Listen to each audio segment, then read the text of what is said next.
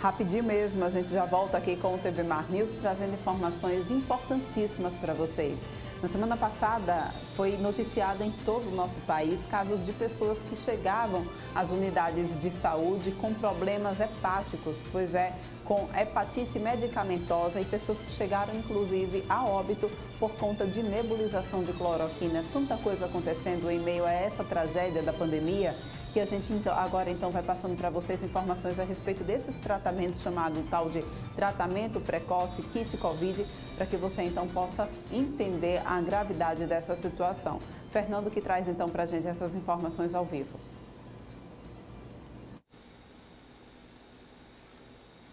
Mais uma vez um abraço, Orlando, para você, para todos que nos dão o privilégio de estar nos assistindo. E nós estamos nesse momento, a nossa reportagem aqui no Conselho Regional de Farmácia, para conversar com o secretário-geral, Daniel Fortes, ele que vem chamar a atenção sobre essa questão da prevenção de Covid, a imunização precoce, mas o mais grave de tudo, inclusive tivemos aí vítimas que entraram em óbito diante de prescrições precipitadas de pessoas que se fazem de médicos, são charlatões, autoridades inclusive, como é o caso da cloroquina, e trazendo graves problemas, como você nos diz, sobre hepatites, que são consequências desse tipo kit anti-Covid. Vamos saber detalhes da preocupação dos profissionais de farmácia, através do representante, o secretário-geral, o Daniel Fortes, que nos fala sobre como fazer para evitar esses graves problemas da cloroquina, por exemplo, esse kit anti-Covid. Bom dia, Fernando. Um abraço. Bom dia, Porlane, os espectadores da TV Mar. Esse kit precoce, tratamento precoce, como vem sendo disseminado, eles estão fundamentados em drogas que não possuem comprovação científica na atividade contra o Covid. Vários estudos têm sido realizados desde o início da pandemia e nenhum desses estudos foi suficiente para provar que realmente existiria algum tipo de benefício na prescrição desse tratamento.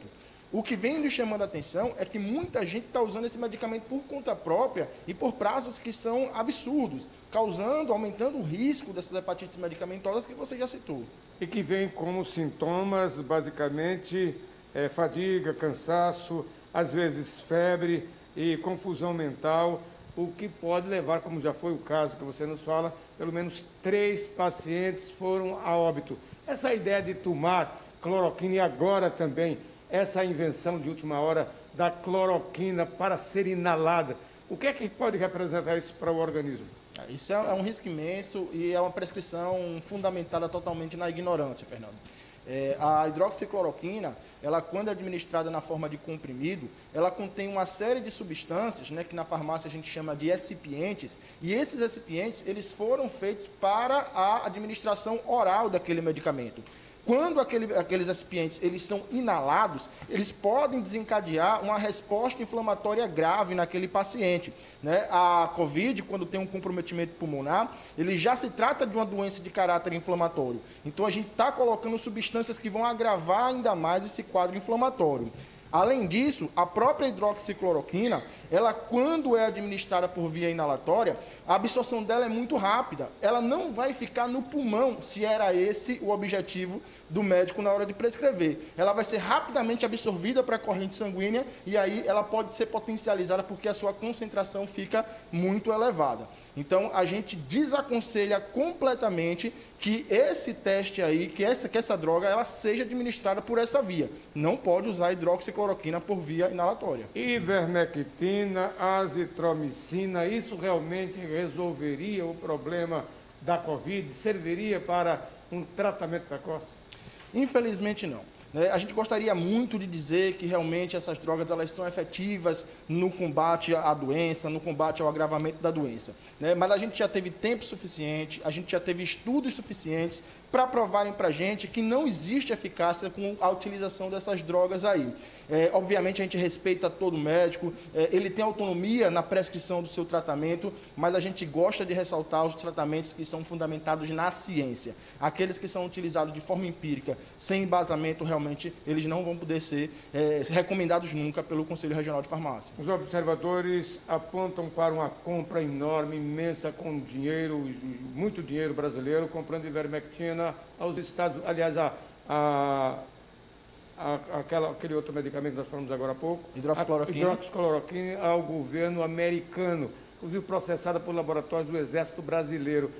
Isso significa o quê e para onde irá esse medicamento? Esses medicamentos, eles quando são adquiridos de outros países, né, eles, através do Ministério da Saúde, eles passam a ser distribuídos pelos estados. A gente sabe que são medicamentos relativamente baratos, mas que, somado à grande quantidade que é comercializada, acaba atraindo grandes volumes de dinheiro.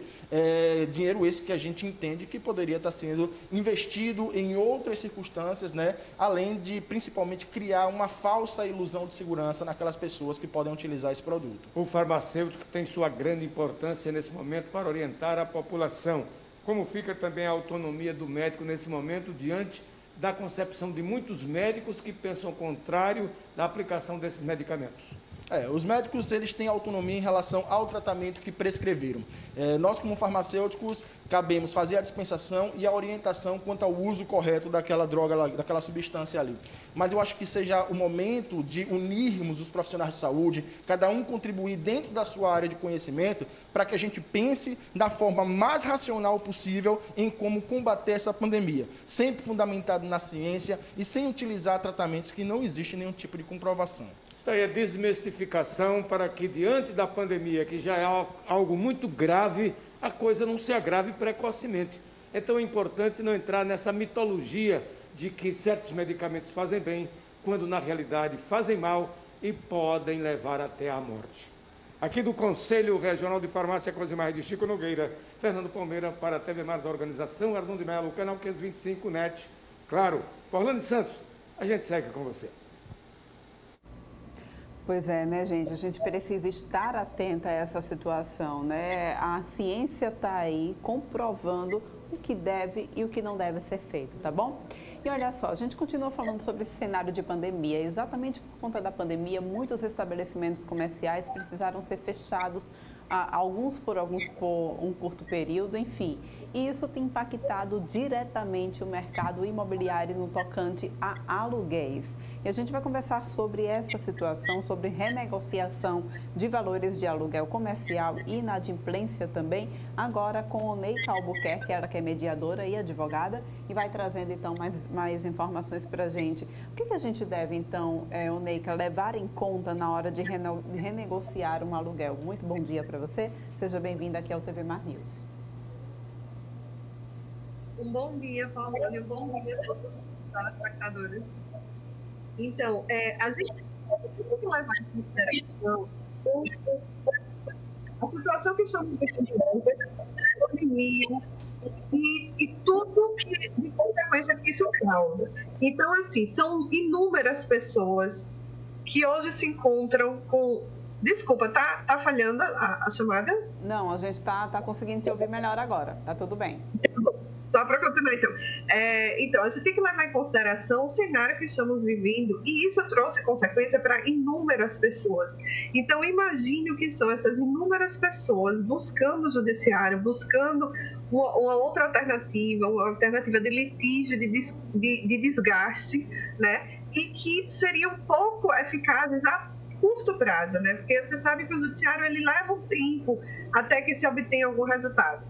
Então, assim, o que a gente indica é que haja uma renegociação entre as partes, que haja o fomento mesmo da cultura da pacificação, onde as pessoas irão buscar resolver suas questões entre elas. E elas podem resolver renegociando um com o outro ou através de um mediador, através dessa terceira pessoa que irá ali interlocutar aquela comunicação, né? E também, conhecedor das práticas e das técnicas que podem ser utilizadas, ele fazer com que esse diálogo flua da melhor parte. Então, os pontos que devem ser levados em consideração para que você busque uma renegociação, primeiramente, é você saber, de fato, objetivamente, o quanto isso teve de impacto direto na sua condição.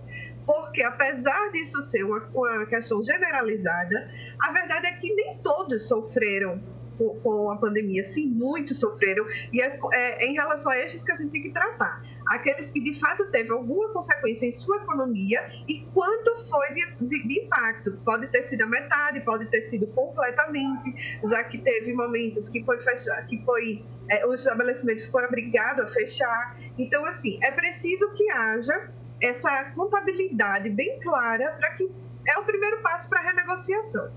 E também deve ser levado em consideração que ambas as partes têm necessidade, tanto o locador quanto o locatário, não é verdade? Porque muitos dos locatários e locadores, eles também têm aquilo como sustento, né? Aquele aluguel que ele recebe também serve ou para a sua moradia ou mesmo para o seu sustento. Então, é preciso levar em consideração ambas as partes no momento da renegociação. Vale mostrar, então, planilhas com os custos, com toda a organização financeira do estabelecimento? Então, essa é a questão que é muito íntima, na verdade. Então, assim, se for buscar do judiciário, sim, você terá que provar, de fato, com planilhas, com cálculos reais mesmo, o quanto isso lhe afetou. E outro ponto que não é tão agradável do judiciário é justamente essa exposição, porque no judiciário, novamente, os processos são públicos, né, e as pessoas podem ter conhecimento da sua intimidade. Então, assim, você terá que se expor, você terá que expor a economia do seu negócio, e numa mediação, que hoje pode ser feita através das câmaras, como hoje existe a Câmara Amani, que foi lançada em dezembro. Então, assim, através das câmaras, você tem ali uma sessão de mediação, que é uma audiência, que pode ser feita entre as partes. Então, apenas aqueles dois que têm interesse na situação, tanto quem vai pagar quanto aquele que vai receber, e irá ter conhecimento do que se trata, do que está acontecendo, dos valores reais. Então, sim, você terá que provar o quanto você foi afetado e, se for preciso mostrar as planilhas, serão mostradas. Por isso mesmo que o ideal no tempo que vivemos é você tentar aquela conciliação mesmo, você se colocar no lugar do outro, você tentar entender a situação, porque tanto aquele que precisa pagar não quer estar nessa situação de dever, mas também aquele que vai receber muitas vezes não quer perder aquele inquilino, porque tanto tem aquilo como subsídio, né, seu sustento, como também, às vezes, o inquilino é um bom inquilino, ele tem um bom histórico, ele é adimplente, ele tem um bom convívio com a redondez, enfim. Então, ali é de interesse em ambas as partes não ter aquela relação contratual. Então, assim, tanto a renegociação pode ser tanto baseada no quanto de porcentagem reduziu do seu orçamento, como também podem ser utilizados outros índices do reajuste, do aluguel, como também pode ser postergado o pagamento, entre outras ações que podem ser feitas na renegociação. Ondeica, quais são os principais erros que ocorrem exatamente nessa hora de renegociar? Então, primeiramente, é você estar irredutível para uma renegociação. Esse é, sinceramente, o maior erro, porque você tem que levar em consideração que a renegociação, uma decisão que você tome consciente, é o melhor caminho, porque você sabe que foi você que tomou, você sabe que você irá cumprir, tanto que irá pagar quanto que irá receber, sabe que você está nas suas condições e sabe que o outro estará nas suas condições. Então, assim, o principal ponto é você estar aberto para uma renegociação. Portanto, o maior erro é você dizer que você não está aberto, que você não aceita a renegociação, porque você só perde. Você perde em tempo, você perde em dinheiro. Se o outro for buscar o judiciário, vai levar um tempo no judiciário. Então, o melhor que se pode fazer é você realmente estar aberto para aquilo, sentar, calcular, saber exatamente quanto você pode postergar, quando você pode abrir mão, digamos assim, e você está pronto para aquilo. E para isso também você pode se cercar de pessoas capacitadas. Então, o outro ponto é você tentar, mesmo que você tenha uma boa relação, você buscar um terceiro capacitado, um mediador capacitado para realizar aquele diálogo, né? Interlocutar aquele diálogo, porque pode ser que haja momentos de maior estresse. Então, um terceiro um terceiro interlocutor ali irá apaziguar a situação. Então, é o melhor para conduzir aquela situação. Então, o que eu indico é você sim ter a consciência de que o melhor caminho é uma renegociação amigável. E segundo, você buscar uma pessoa capacitada para isso. E terceiro, você ir buscar, inclusive, o melhor local apropriado para isso, que é uma Câmara. E uma Câmara de Mediação e Arbitragem, ela lhe recebe, tem o acolhimento, tem o ambiente que é mais agradável, tem o sigilo que é confidencial, tudo que for dito ali fica entre as partes. Então, assim, é preciso você buscar ter isso como alternativa, como você buscar a pessoa capacitada para aquilo, como você buscar o melhor local para aquilo. Você não negligenciar nenhum desses 3 pontos. Muito bem, Oneika, muito obrigada pela tua participação aqui no TV Mar News, esclarecimento desses pontos que tem de fato preocupado muita gente nesses últimos dias, tá bom? Obrigada, seja sempre bem-vinda aqui ao TV Mar News. Eu que agradeço e meus votos são de boas renegociações por aí, que a gente precisa muito dessa compreensão de um com o outro. Obrigada, Forlane, bom dia para você. Para você também, né, gente? O que fica, então, o que vale mesmo, de certa forma, é o bom senso, na verdade. Essas dicas aí servem tanto para imóveis comerciais quanto para imóveis residenciais, tá bom? A gente agora vai ver mais uma análise do jornalista Arnaldo Ferreira, que hoje traz o tema do Lifal como ponto de sua análise. A gente vê agora. Pois é, gente. Acabamos de chegar no laboratório central, o laboratório farmacêutico do governo de Alagoas, da Secretaria de Estado da Saúde. Ele foi planejado para fornecer medicamentos para todo o país. É difícil de acreditar que equipamentos milionários estejam apodrecendo ali, produzindo medicamentos para todo o Brasil. O Lifal. A gente quase não aparece mais o nome, né? Mas essa é a entrada principal do Lifal.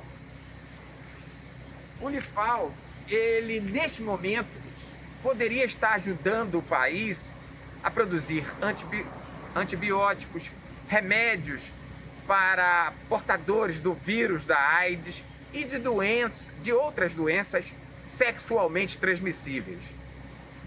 Mas foi esquecido. A situação de abandono aqui é evidente e a gente percebe que não é coisa nova. Eu vou pedir para o cinegrafista caminhar comigo, vem comigo, para mostrar, olha, a gente não pode entrar, evidentemente, porque eu conversei ainda há pouco com o vigilante, ele não pode explicar, não permite o acesso, mas está aqui, está no cadeado, tá? A gente, ali por trás ficam os equipamentos que já produziram antibióticos, antivirais, entre outros. E já fez parte de um complexo do Ministério da Saúde.